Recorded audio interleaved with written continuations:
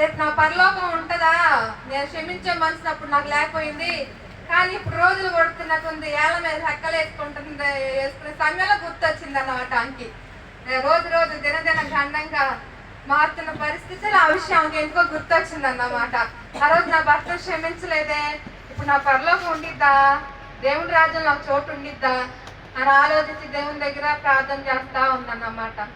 ఆ విధంగా మనం ఉండకూడదు. సమయం ఉన్నప్పుడే దేవుడు దాని సమయం చాలా సమయం ఇస్తున్నాడు. ఇప్పటి నుంచైనా ఎక్కడి నుంచైనా ఒకరిని క్షమించేవారిగా ప్రేమించేవారిగా మనం ఉండాలన్నమాట.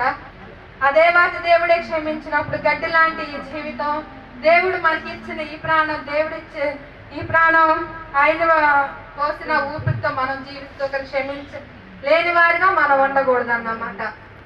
అబ్రహాం అయితే తన పట్టణం కొరకు ప్రార్థన చేస్తాడు, ఎస్తేర్ అయితే తన జాతి కొరకు ప్రార్థన చేసింది.